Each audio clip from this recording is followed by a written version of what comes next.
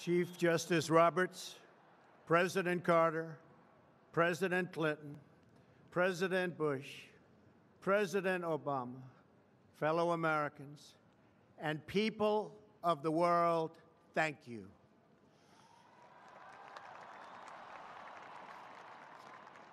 We, the citizens of America, are now joined in a great national effort to rebuild our country and restore its promise for all of our people.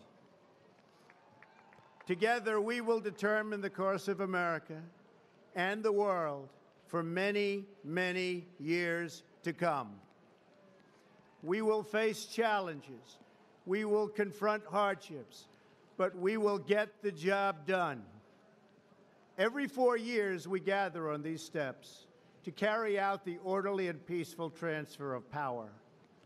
And we are grateful to President Obama and First Lady Michelle Obama for their gracious aid throughout this transition. They have been magnificent. Thank you.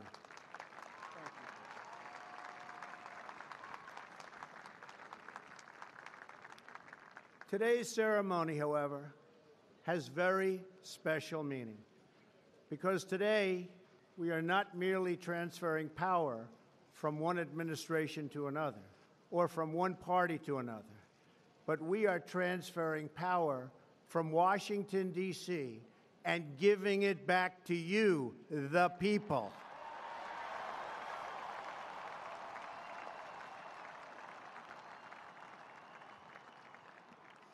For too long, a small group in our nation's capital has reaped the rewards of government while the people have borne the cost. Washington flourished, but the people did not share in its wealth. Politicians prospered, but the jobs left and the factories closed. The establishment protected itself, but not the citizens of our country. Their victories have not been your victories. Their triumphs have not been your triumphs. And while they celebrated in our nation's capital, there was little to celebrate for struggling families all across our land.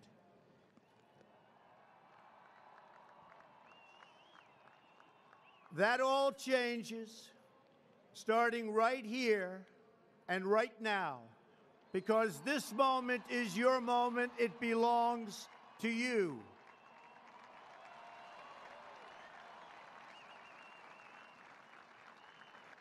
It belongs to everyone gathered here today and everyone watching all across America. This is your day. This is your celebration. And this, the United States of America, is your country.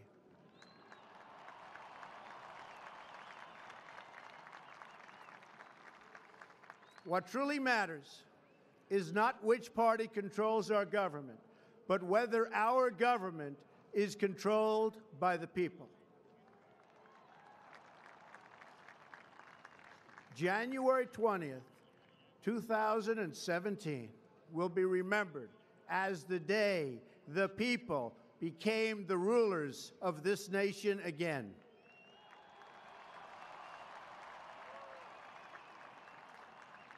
The forgotten men and women of our country will be forgotten no longer. Everyone is listening to you now. You came by the tens of millions to become part of a historic movement, the likes of which the world has never seen before. At the center of this movement is a crucial conviction that a nation exists to serve its citizens. Americans want great schools for their children, safe neighborhoods for their families, and good jobs for themselves. These are just and reasonable demands of righteous people and a righteous public. But for too many of our citizens, a different reality exists. Mothers and children trapped in poverty in our inner cities, rusted out factories scattered like tombstones across the landscape of our nation, an education system flush with cash, but which leaves our young and beautiful students deprived of all knowledge. And the crime, and the gangs, and the drugs that have stolen too many lives and robbed our country of so much unrealized potential. This American carnage stops right here and stops right now.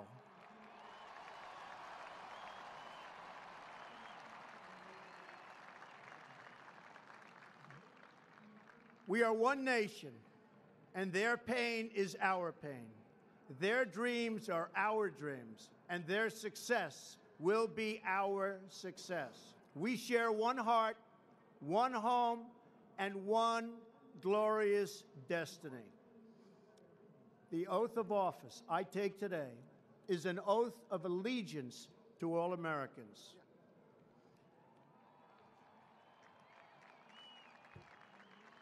For many decades, we've enriched foreign industry at the expense of American industry, subsidized the armies of other countries while allowing for the very sad depletion of our military.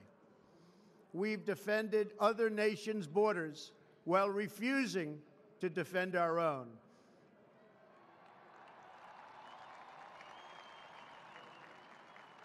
And spent trillions and trillions of dollars overseas while America's infrastructure has fallen into disrepair and decay. We've made other countries rich while the wealth, strength, and confidence of our country has dissipated over the horizon. One by one, the factories shuttered and left our shores, with not even a thought about the millions and millions of American workers that were left behind. The wealth of our middle class has been ripped from their homes and then redistributed all across the world. But that is the past, and now we are looking only to the future.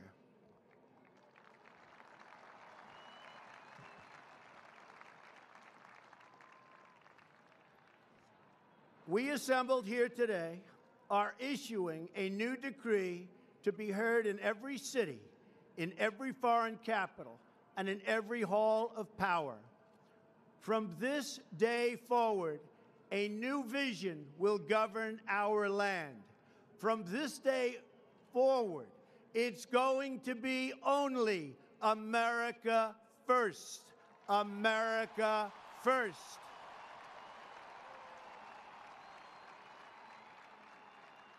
Every decision on trade, on taxes, on immigration, on foreign affairs will be made to benefit American workers and American families. We must protect our borders from the ravages of other countries making our products, stealing our companies, and destroying our jobs.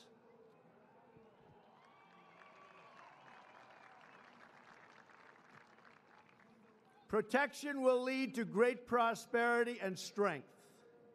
I will fight for you with every breath in my body, and I will never, ever let you down.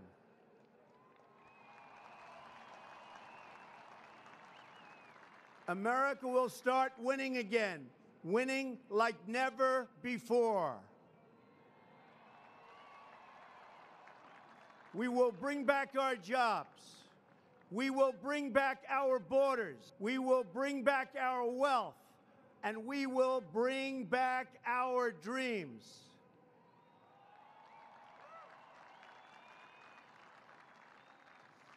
We will build new roads and highways and bridges and airports and tunnels and railways all across our wonderful nation.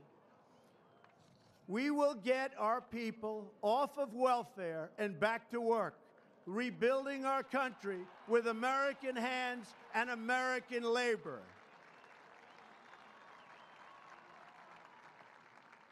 We will follow two simple rules: buy American and hire American. We will seek friendship and goodwill with the nations of the world, but we do so with the understanding that it is the right of all nations to put their own interests first. We do not seek to impose our way of life on anyone, but rather to let it shine as an example. We will shine for everyone to follow.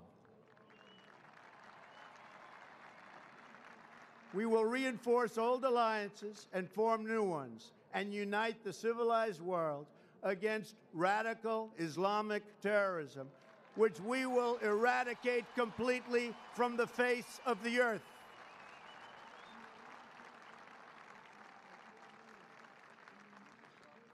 At the bedrock of our politics will be a total allegiance to the United States of America. And through our loyalty to our country, we will rediscover our loyalty to each other. When you open your heart to patriotism, there is no room for prejudice.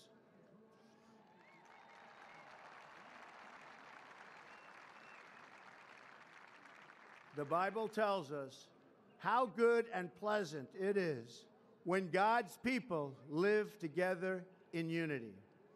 We must speak our minds openly, debate our disagreements honestly, but always pursue solidarity.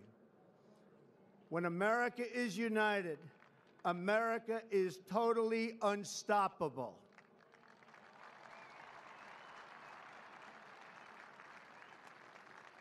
There should be no fear. We are protected, and we will always be protected. We will be protected by the great men and women of our military and law enforcement. And most importantly, we will be protected by God.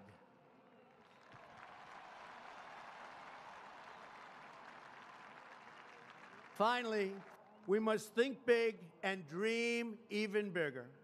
In America, we understand that a nation is only living as long as it is striving. We will no longer accept politicians who are all talk and no action, constantly complaining but never doing anything about it.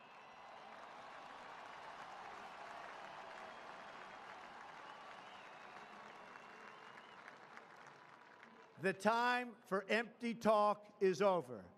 Now arrives the hour of action.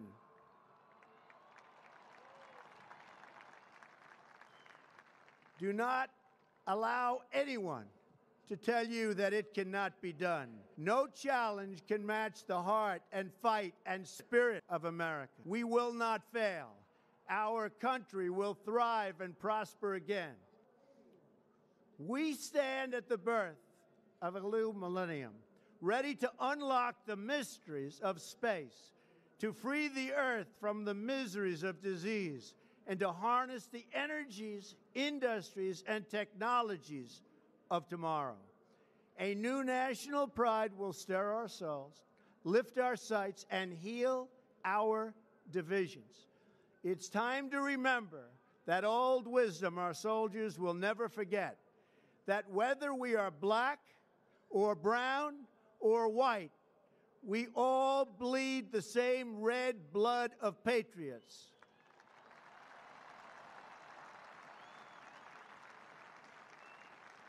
We all enjoy the same glorious freedoms, and we all salute the same great American flag.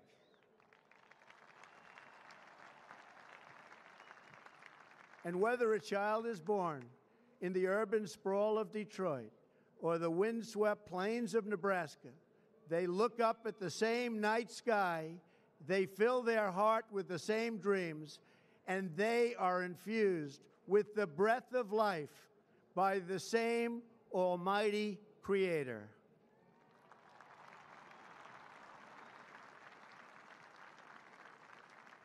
So to all Americans in every city, near and far, small and large, from mountain to mountain, from ocean to ocean, hear these words: you will never be ignored again. Your voice, your hopes, and your dreams will define our American destiny. And your courage and goodness and love will forever guide us along the way. Together, we will make America strong again. We will make America wealthy again. We will make America proud again. We will make America safe again. And yes, together, we will make America great again. Thank you, God bless you, and God bless America. Thank you. God bless America.